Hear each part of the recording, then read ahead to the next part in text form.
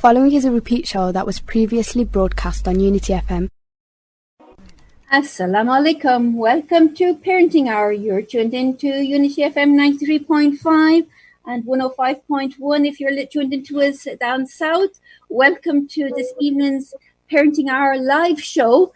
Live to you again, alhamdulillah, which is brilliant to be live, and we hope that you will ring in and interact with us this evening, inshallah, as I have two of my very special guests with you, two wonderful colleagues, mashallah, mentors and people that I look up to, mashallah, that really have helped me in my own personal life and my professional life, mashallah. And we're so privileged to have them with us this evening, engaging in a topic around lockdown and relationships and how we can build better relationships and how we can avoid some of the conflicts that's happening at home and some of the unfortunate situations that's going on at home. So without further ado, I will introduce them. Welcome, Sister Abeda. Assalamu alaikum. Wa alaikum assalam wa rahmatullah. And welcome, Brother Saeed. Assalamu alaikum, Sister Kathleen, Sister Abeda, and all the listeners. Wa alaikum salam. It's wonderful having you on air, and I'm sure our listeners will remember you, as both of you have come on previously, mashallah, and have helped a lot with a lot of people over the years, mashallah. Both of you are counselors, very experienced, mashallah. Sister Abeda is a relationship counselor with Relate, as well as or general counseling. And Brother Saeed, mashallah, also works in relationships and is an Imam as well, mashallah. And both are one of our trainers. They're both trained up to deliver our program. So we're very privileged and excited to have you here this evening. Jazakallah khairan for giving up your time and being with us, talking about this very sensitive topic that actually Muslims don't really talk about or don't really disclose looking for help until it's too late. I'm just wondering, is that your experience when we're talking about relationships and family relationships in general in the Muslim community in general and also now under lockdown? You want to start, Sister Abeda, inshallah? If you say it. So yes, I think Kathleen, generally, I think as a community, although alhamdulillah, there's a shift that people in the last 5 to 10 years, there is a gradual shift that people want to talk about things, but generally there's still a huge stigma around talking about our personal issues. So we still are of the mindset that whatever happens in the four walls of our homes should stay there. So we don't want to dishonor our reputation by taking our issues out to a third party. So that is still unfortunately a problem in my experience. Although, like I said, there is a gradual shift. What do you think, Brother Saeed?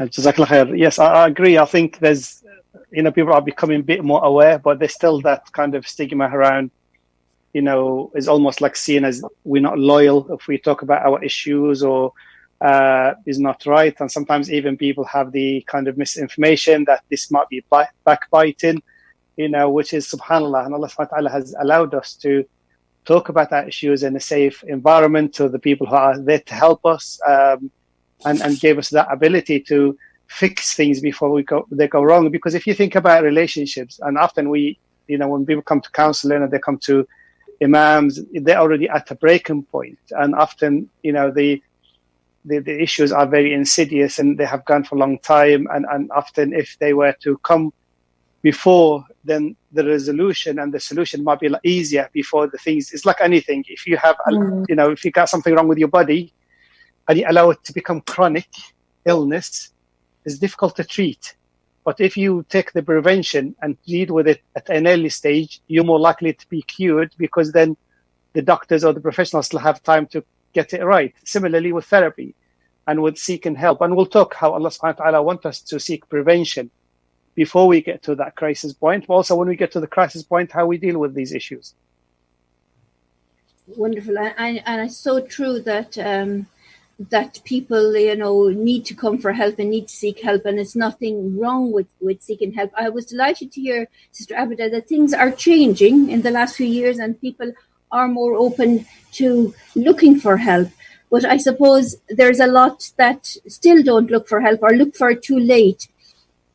So do you think in lockdown, or both of you actually, we're talking about lockdown now and being at home, and this is our 4th month, and although we're starting to open up a bit, and there's still a lot of families that are quite nervous of connecting and going out, do you think that this period has been a difficult time for our community and our families and our couples in particular? Oh, definitely. I in my personal experience, and I think Brother Saeed might agree with me that in our caseload we've seen, I would say, about 20% increase in domestic violence, for instance, and more kind of general feeling of discord and disharmony, purely because obviously things around us change so drastically and unexpectedly, whether that was financial difficulties or everybody from the household kind of staying indoors. Initially, obviously, that was a big thing, and people were, whether they were working from home or whether they were furloughed, the whole home dynamic suddenly overnight changed for people. And I think that transition is quite difficult, and it's affected not just couples, I think the whole family, children, teenagers, and it's been quite intense. And like you said, although things have changed, but a lot of people are still, for instance, some people have unfortunately been made redundant, some still are furloughed, or some are still working from home because they're not ready to go back to their office environments or workplaces yet. So things are still pretty difficult, although people have adjusted, but I think there are still issues that people are experiencing. Yeah, I agree. I think those kind of issues are brought more to the surface, with the lockdown. So previously people might have issues or they experience difficulties in their relationship, but then the husband or the wife goes to work and then they might come back with a different outlook, different perspective. However, when they are stuck at home, kind of the small things seem to fester and kind of magnified. And often people have these kind of the worries, and they're kind of using each other to almost, to kind of use as tools for their frustrations, for their worries, for their anxiety. People kind of might be worrying about their job security, as Sister Abeda said, maybe also the children are at home. So homeschooling is another kind of challenge that most parents are not really kind of finding difficult to adapt to, because they're not, trained as teachers, and obviously having to supervise the children more than they used to, because obviously with the schools being closed. So all these issues kind of brought all these kind of feelings and difficulties into the surface. And I think we see more and more people trying to seek help and relationship counseling, for example. And often we find out that the issues are quite deep and quite difficult, because they have been festering for a very long time. And the wounds are very sometimes difficult to heal and difficult to, but inshallah, with seeking help and getting, we have to kind of, before we kind of fix what is broken, we have to identify what is broken first. And sometimes it's that acknowledgement of what is broken before we can fix it. Exactly. Actually, I was just thinking that as you were speaking there, was there early warning signs, and what are they that we can actually pick up on, and how far kind of back with these early warning signs should we be looking at before we go into the repair bit? But, looking back at the prevention. So what should we be doing in the prevention, as part of the prevention?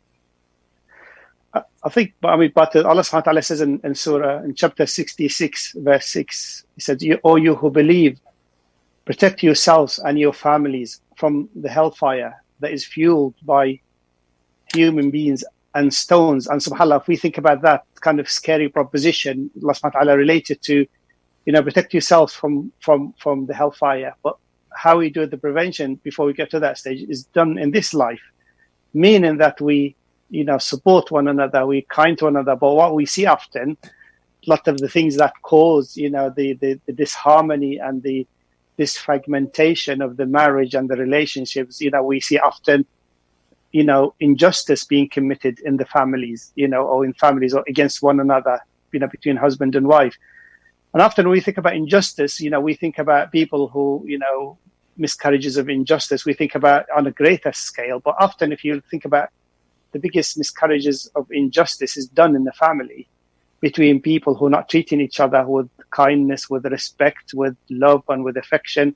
And often they don't save their best for their family. So often is that kind of niggly feelings, use of the wrong words, shouting at each other, not giving each other time, not appreciating one another, taking each other for granted. All these things, miscommunication, lack of trust, lack of transparency, lack of sometimes even intimacy between husband and wife, all these things cause friction, or different roles, finances, children. And I'm sure Sister Abeda has got another list to add to this, because there's so many things that cause kind of, that disharmony in the relationship. Absolutely. And I support, realistically speaking, no relationship can ever be optimum and perfect. So the things that Brother Saeed mentioned, a lot of these obviously are part and parcel of everyday life. But I suppose it becomes problematic when people don't have the right tools, or they don't have the right attitude, or their issues in their behavior, so that they're not really dealing with these issues. That becomes really problematic, where either one person is very anxious, the other person is very avoidant, or their expectations are not right, or they're not both equally working with the same goals, and then it becomes really problematic. So as Brother said, it can become quite chronic. And sometimes when people come into relationships, they come with a lot of emotional baggage from their childhood, or their traumas from their childhood, or stuff that they have never really looked at. And that emotional baggage means that they start off with really a lot of kind of tiring emotions, and they're not really their best. So in terms of their ability to give kindness, or being generous, or giving physical affection or tenderness, or being like a good listener, all those things that we want ideally from a relationship. But if people don't have the ability, because they already are carrying a lot of emotional baggage, or there are issues in terms of the parenting that they received themselves, or what they saw between their parents as modeling husband and wife relationship, then obviously that becomes quite problematic. And I think it's really important to kind of think about these things, that we're not saying that everything should be ideal and people don't have problems. As Sister Abeda said, absolutely, life is about challenge. Life is about how you cope with the test. So sometimes your husband or your wife might be a test for you, and it's up to you how you deal with that test. Do you upskill yourself so you are capable to deal with the challenge, and you're capable to deal with the test in a way that is going to be pleasing to Allah subhanahu wa ta'ala.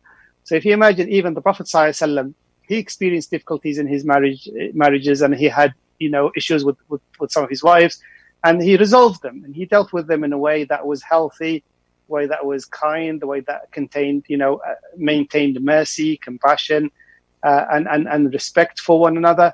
So it doesn't mean that people, the best of people have difficulties. As Sister Abeda said, it's just the test for all of us is how we deal with our issues. It is a big test indeed, and we're all going through that test, and we're all growing actually. None of us have a magic wand and able to come into a marriage and think that that's it and I don't need to do anything. We don't know what we're going to be tested with and how we are going to respond. And sometimes it may be an ill child, or unemployment, or something that might actually affect us and put us in a difficult situation, and we've never experienced that before. But it is understanding the importance of responding. And I know you mentioned this here in a few things in the issues, the different roles and the trust and the injustices.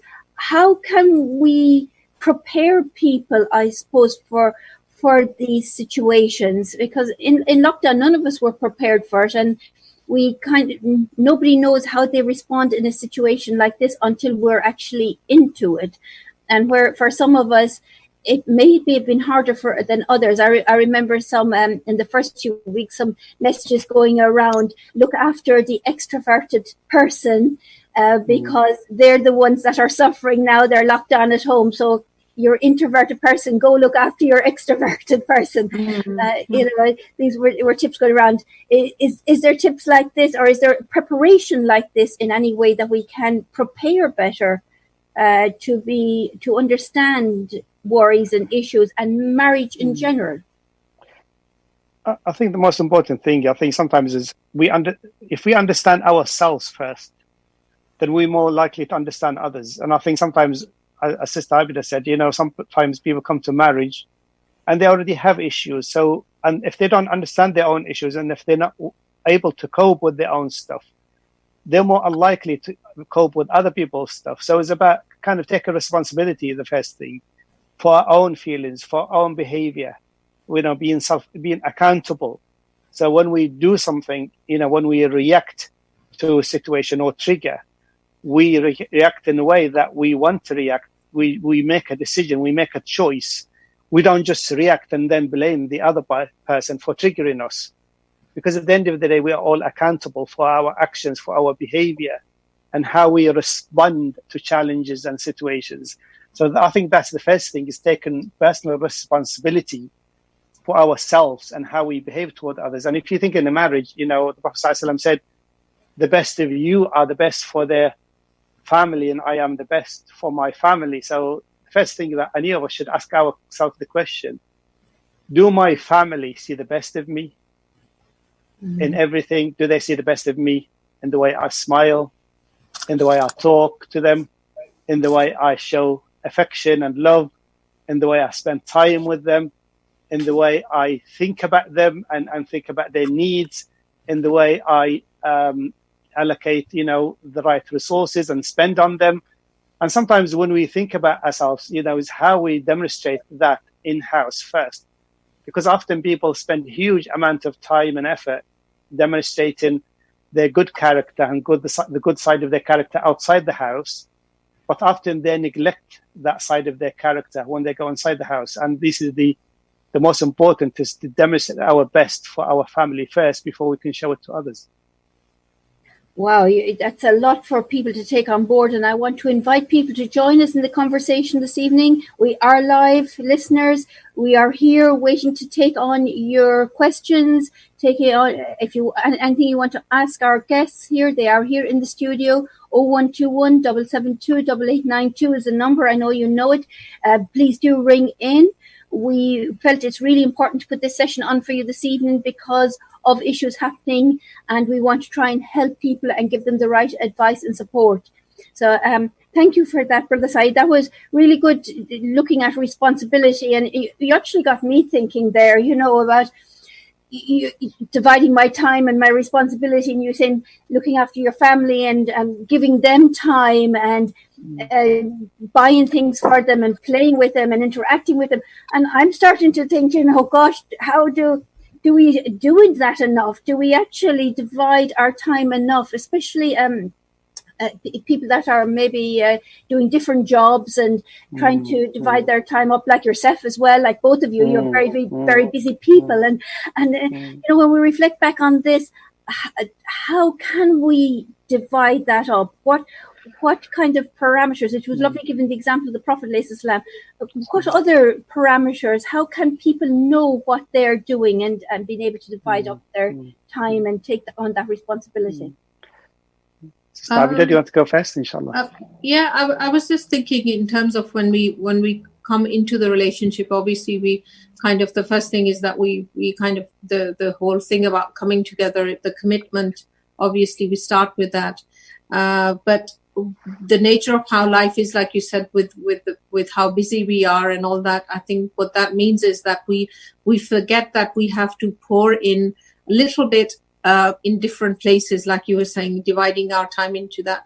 So if we look at relationships, especially between and husband and wife, I suppose the important thing is that the way we normally kind of look at this in therapy is we say that apart from commitment, we have to look at the emotional connection which is so many things. The emotional kind of thing about making sure that we are making sure that the person feels supported, like Brother Said said about smiling and kind of being generous and showing kindness and empathy and tenderness, and finding ways to connect, whether that's making sure that you take time off, maybe, I don't know, in the evening, making a ritual that you have at least a cup of tea with your spouse, or making sure that no matter how busy you are, you have at least breakfast together, something that you touch base with each other, which is about your emotional connection, where you're talking about, a little bit family issues, or, that person was saying that to me, or had a phone call from your sister or your mother, or this or that, something, so that you're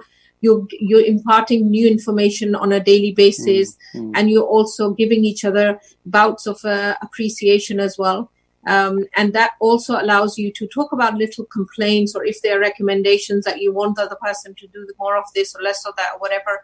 And that connection also allows you to talk about your wishes and your hopes and your dreams, because you're touching or connecting with a person, and that is about developing your emotional intimacy. And obviously, if emotionally you're intimate, then that would generate physical passion as well.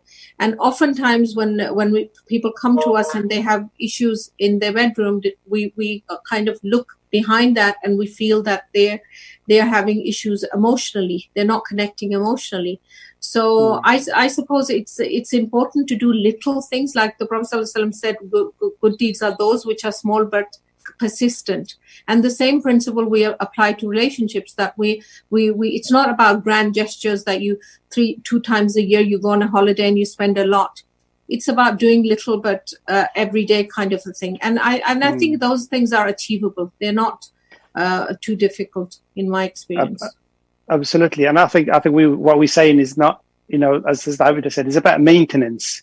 It's about availability. So it's not, sometimes, if your spouse, your husband, your wife knows that you are available to them, they can call on you, they can rely on you, they can come and confide in you, they can be free to talk about their emotional, their pain, their suffering, and you're there for them when they need you.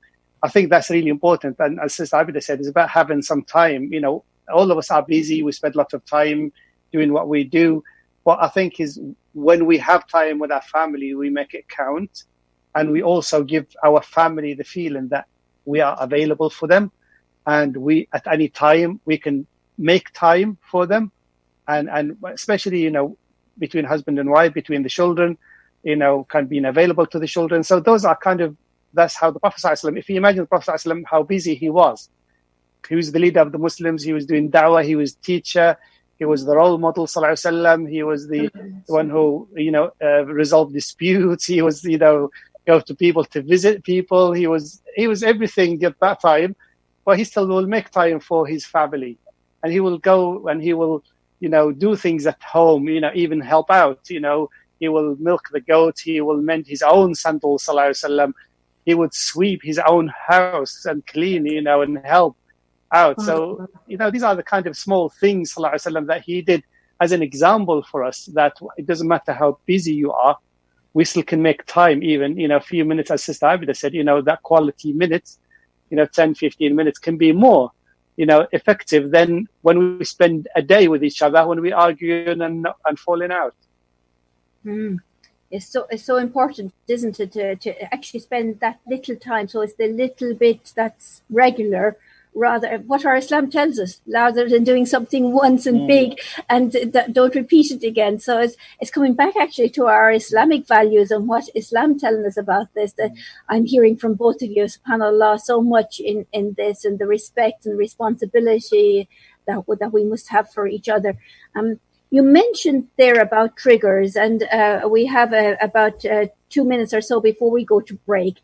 I'm just wondering, is there triggers that you have come across in your experiences over the years that have kind of shone out for you, that everybody should know kind of these triggers, that they should be part of the before you get your marriage license here, these are the triggers, watch out for, or are they something that are individual to each couple?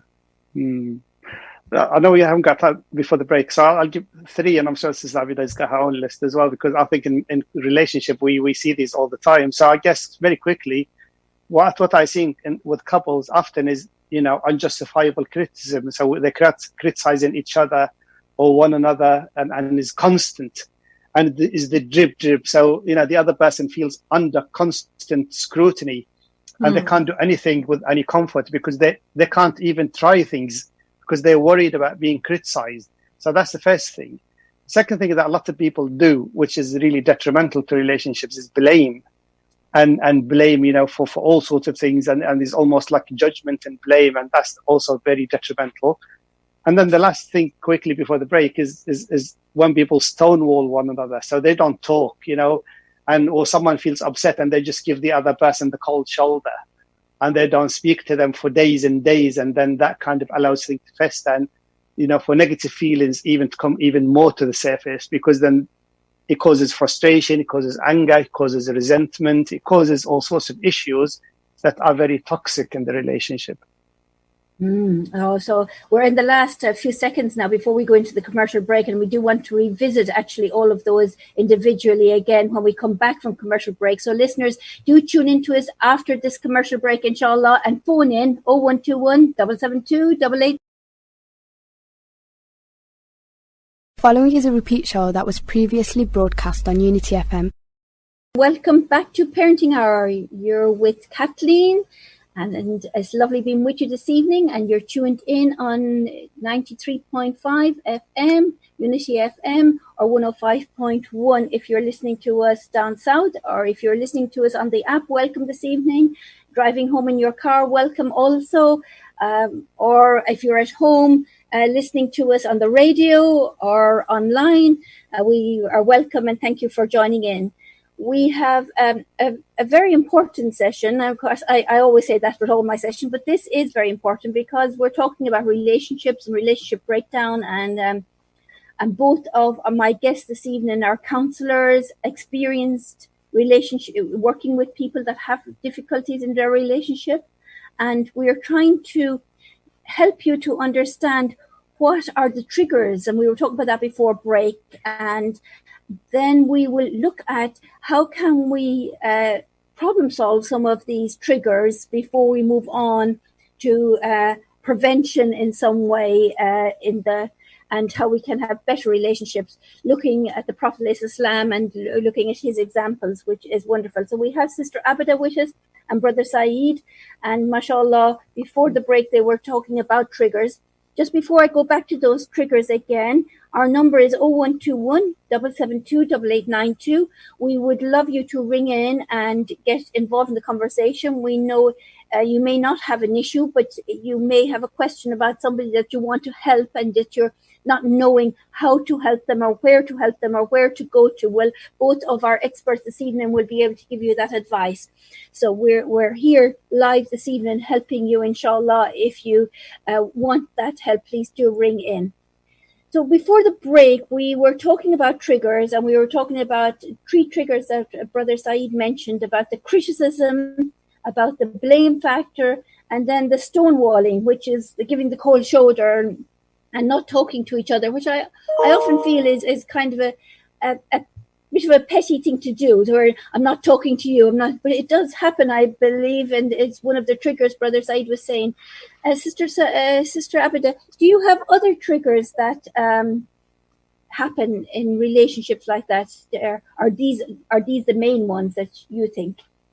I think these are obviously the prominent ones, but there's a whole list of things where you understand that if every now and then, if one thing happens, it's not a problem. But if it becomes a persistent theme and you recognize that, for instance, if somebody constantly is guilt-tripping the other person or making them feel bad about themselves, or you see passive aggression, which is if they're not happy with or they're angry with you, or they're not happy with something that you've said or done, they are very their aggression is very is prominent in their body language, which is also obviously something to be quite mindful of, because later on obviously that can escalate and become a violent relationship as well. And another thing which we see often is that if people are constantly threatening to leave, for instance, if you don't listen to me, I'll call the wedding off, or I can't commit to this anymore, or whatever. And that whole thing about constantly threatening to leave the relationship is almost emotionally blackmailing the person, or making them panic, and feel that kind of making them take all the responsibility that they have to fix that. So there are a lot of these things, but I suppose the important thing is that as soon as you see that there is a reoccurring pattern, that is your flashlight, really. That's I think it's a warning sign. It's a red flag.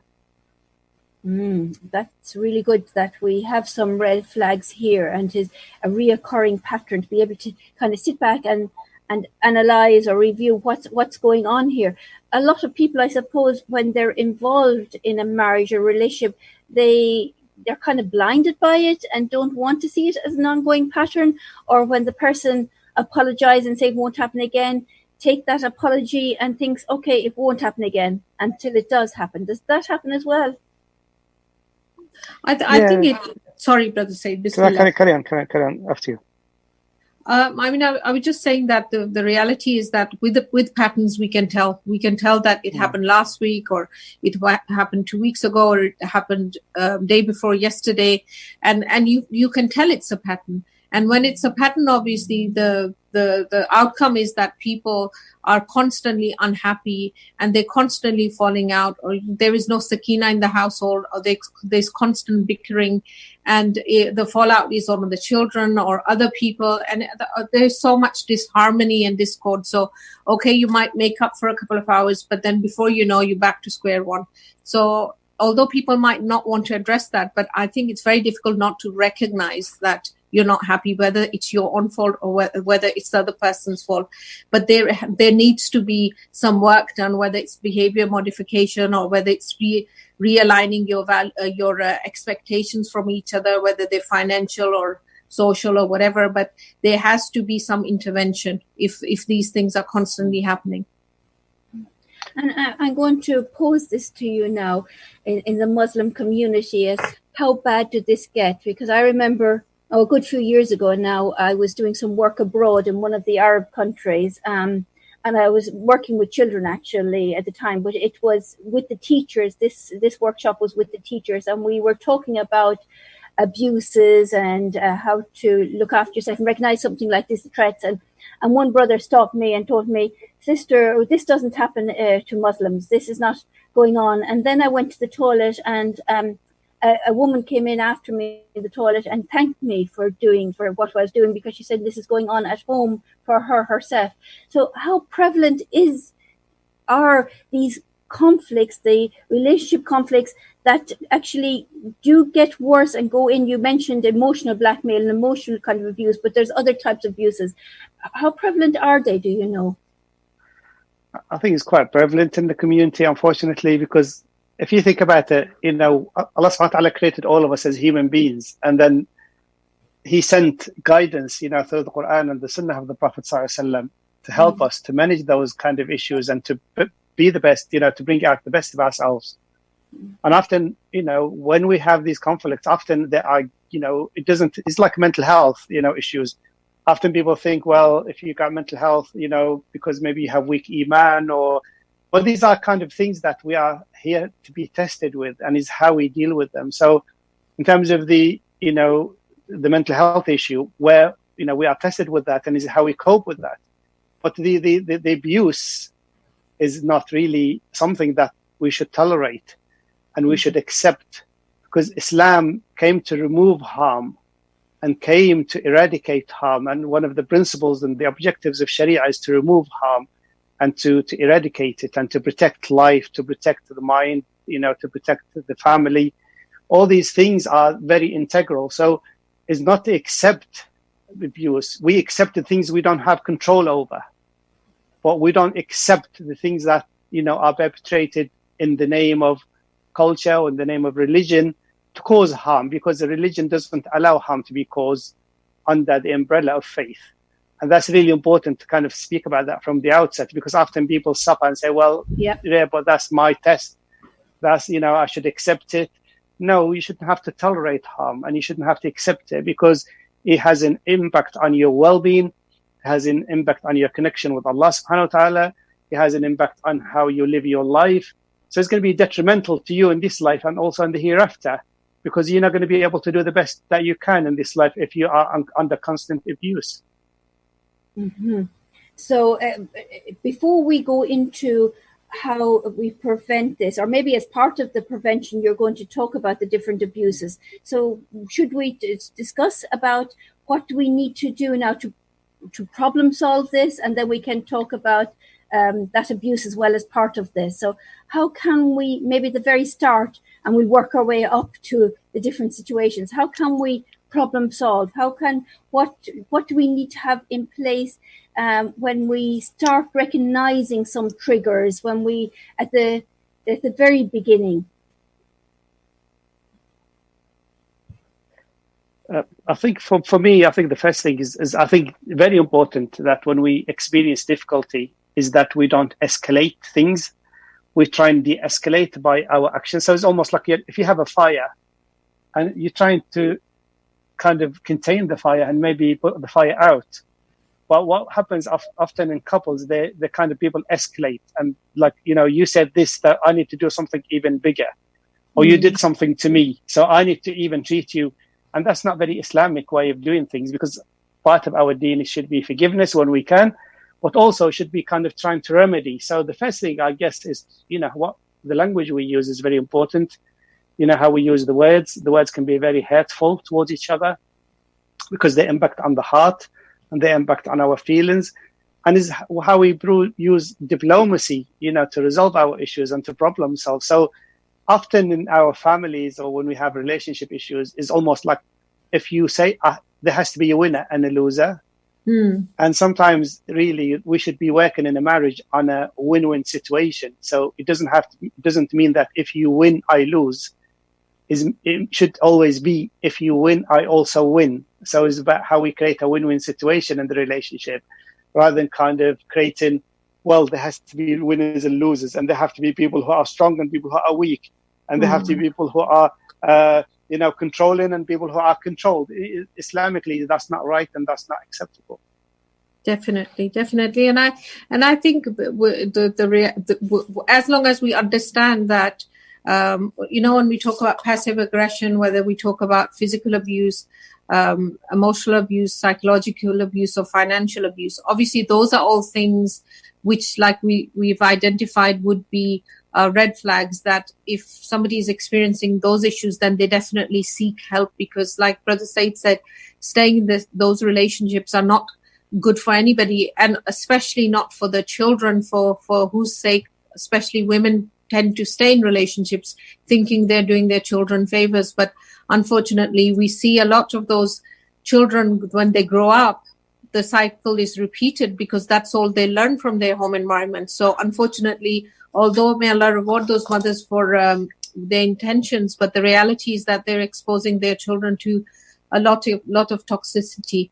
And now, if we think about some of the rules or boundaries, I suppose it's like the brother said, that it's important that we kind of take a step back and think, why am I upset? Because sometimes we don't even know why we're expressing a lot of anger. So is it really about, somebody, the husband left the jam jar open and they didn't close the milk bottle top or something? Or is there a bigger issue that is festering underneath, really? So it's important to know our own feelings and take responsibility for our own feelings before we start an argument.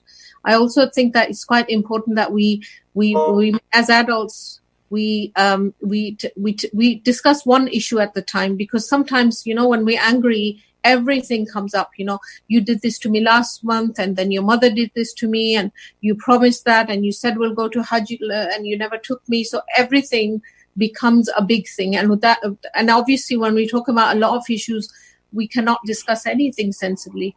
And like brother said, obviously language is quite important, because the way we speak to each other, if we're using degrading language, and we're pushing the other person's ego, then we're not going to be going far with that.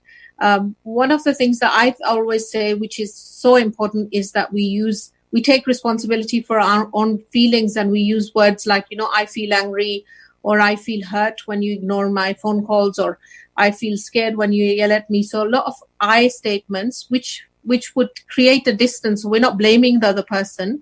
And I think that kind of widens the window of tolerance, and you kind of come away from that fight or flight thing. So you're not kind of approaching this from that state anymore.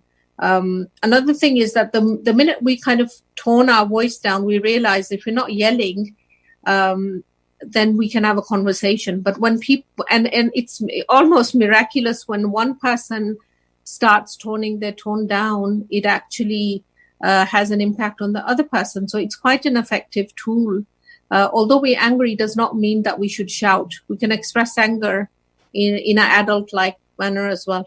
And we can only do this when we do reflection away from that spot, because obviously when we're actually in a fight or flight place, we're not going to think about these things. So these are the things we think about when we're generally kind of doing contemplation and thinking about our own character and how we are towards the other person generally.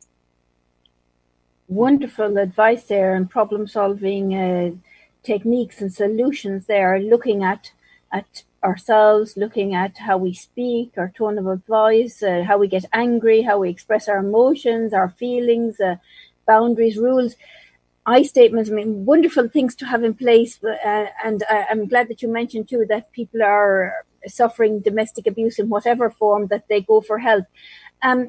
As you were talking there, though, I was thinking, do people actually do that? Do they have any training to do this? Because it's kind of it is the Islamic way to approach our relationship. And but when we're in the situation, a lot of people have never had any training and naturally think, I need to win this. This is a battle. It's not my fault. I need to show that it's not my fault, and kind of raise their voice and stand up for themselves. How can we help people to, I suppose, problem solve, not just problem solve, but prevent even a layer behind this? So we were talking about problem solving here. How can we go back another layer and kind of give people kind of tools from the very beginning so that they don't even get into this situation? Or what do they need to have as part of their toolkit kind of going into a relationship? It's very important because it's part of our faith that we Allah subhanahu wa ta'ala, when he talks about knowledge and he talks about fa'alam annahu, when, be certain and be aware there is no God except Allah. So even matters of faith, everything is based on knowledge. In matters of relationships also, we have to understand and kind of invest in how we learn about each other. And, whether it's marital counseling or marriage counseling or relationship counseling, those are very important. If you imagine your relationship as the investment of your life, because if you have a healthy relationship, then you will have a healthy life. There's a saying, they say, happy wife, happy life. If you have a happy husband, you will have a happy life too. So if you imagine those things, that if you have investment in your relationship and how to manage it and how to develop skills of communication, develop skills of problem solving, develop skills of emotional regulation, those will only come to you if you are willing to put yourself out there and learn and seek help when you need it. And also have no shame about seeking help, because if you're going to learn something that is going to bring you profit into your bank account, you probably go and learn it because you see it's going to generate income. Mm-hmm. This investment in your relationship is going to generate income in a different way, psychological income, spiritual income for you. And also the most important income, that you can be spouses, that you support each other in this life. And then, inshallah, this will be your vehicle to Jannah, inshallah, and to earn in the pleasure of Allah subhanahu wa ta'ala. So imagine if you use your marriage and your relationship as an investment to learn about each other, to be patient with one another, to help one another to overcome their difficulties. So even if someone is experiencing difficulty, instead of blaming them, why don't we help them? Why don't we give them a hand up instead of putting them down? Wow, that's great questions there that people should be asking themselves and coming forward and seeking help. And maybe there is some people that want to ring in this evening but actually don't want to come on an air in case people recognize their voice. I will say to them, if you want to ring in and leave a message with the studio manager, she can actually let us know what it is your question is or what help you need. Again, the number is 0121 772 8892. Our two counsellors here, if people were listening to you and felt, I would love to have a conversation with either one of you, how would they contact you? Abeda, you want to go? I have a website through which, inshallah, if people want to contact me, they can either email me through that. So my website is www.amanacounseling.com, and my email would be on that, info@amanacounseling.com. So that's the easiest kind of way, and there should be a phone number on there as well somewhere. And for me, inshallah, if you go to the Muslim Counselor and Psychotherapist Network, and there's a counselor directory there, I'm on the directory, inshallah. So my email address, my phone number is on that directory. So if you go to the Muslim Counselor and Psychotherapist Network, inshallah. MashaAllah. Excellent. Thank you for giving us that information, because it is sometimes people need to, I know as you mentioned, we're getting better at talking about things, but people still need to know where's the right places to go to, and they may have taken to something that you've mentioned this evening and thought, okay, I this person would be a person I could talk to more. So that's really good that you have given us that information indeed. And you mentioned just before that about the willingness to learn, which got me thinking that, a lot of these skills people have learned in the workplace and they use in the workplace, but they actually kind of leave them at the door of the home when they're coming home and don't bring them in through the door and just think they're for the workplace. But there seem to be similar skills to the workplace. What do you think? I think definitely. I mean, one of the things that we use in our counseling model is the transactional analysis, which is something that we use in our workplace as well. And I suppose a lot of these skills, Kathleen, if you think about it, it's a repeat of what we've learned from our parents, really. And that's why it's problematic. If we're lucky and if we've seen a healthy, secure, respectful relationship between our mom and dad, chances are that we will want to implement the same in our relationship. But unfortunately, not everybody is so blessed that you're raised in a secure and grounded household. So then if there are issues, sometimes people are totally oblivious. They think whatever they're doing, that's how it should be done. And I've come across many couples who don't see a single fault in how they are when it comes to speaking to their spouses in a disrespectful or degrading manner, because they think it's absolutely on point. That's what you do in a relationship. So it's almost a split persona. Like you said, you walk in through the door and you're somebody totally different to who you were at workplace. So I suppose it's important to recognize that. What do you think, Brother Saeed? No, absolutely. And it's really important that we kind of get our information also from authentic sources, because often when we repeat the same mistakes that our parents maybe, they didn't have the knowledge or they didn't have the experience, and we repeating the same things, and then we expect different outcomes. It's not going to work, because if you use the same process, you're not going to get different outcomes. So when Allah subhanahu wa ta'ala in the Quran, chapter 30, talks about, the verses of the marriage, and he talks about, from your spouses, we have created for you, and from yourself spouses, and made between you mercy, compassion. And then Allah subhanahu wa ta'ala said, and sakina. And then Allah said, Inna fi dhalika al-ayat liqawmin yatafakkarun. Indeed, there are signs for those who are thoughtful. So being thoughtful is one aspect of kind of helping ourselves and developing that skills, how to be thoughtful to your spouse. Secondly, Allah subhanahu wa ta'ala said, there are signs for those who listen. So how do we actively listen to one another? And we listen and seek to understand before we seek to be understood. So it's very important when you listen, suspend your judgment and just listen to the person and give them time and space without judging them, without trying to answer them back. Every word they say, you're trying to think about how to counter their argument.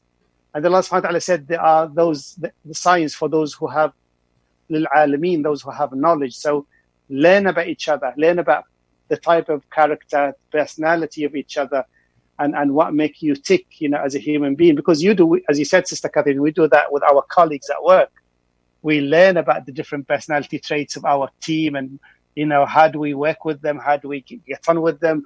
And if we try an approach and it hasn't worked, we often think about a different approach to get their attention.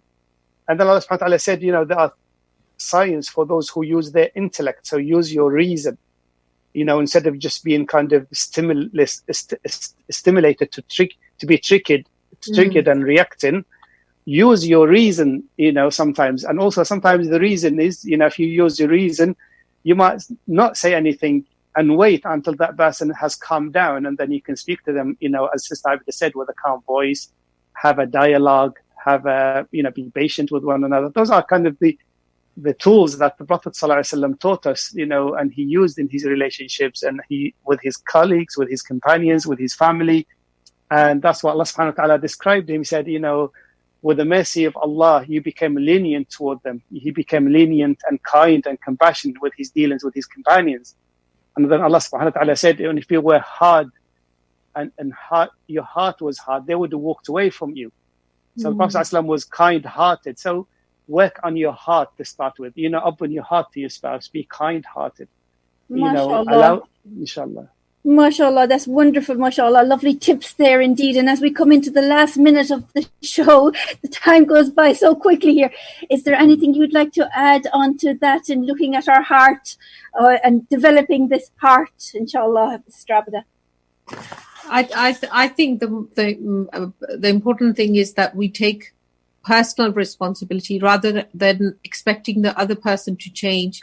If we have introspection and think about what am I doing to make this not work, rather than focusing on what the other person is doing for this not to work, I think that's a game changer. Because we can't change other people, but we can definitely change our own selves. And I think that's very important. MashaAllah, what wonderful tips there to give indeed, inshallah. We can share, the studio can share tips and websites indeed with everybody that needs anything. We're coming to the last few seconds of the show. What a great privilege it was to have you both here. Jazakallah khairan to you both for giving up your time this evening to help our community. I know these tips, these useful advice will really help people. Inshallah, have a lovely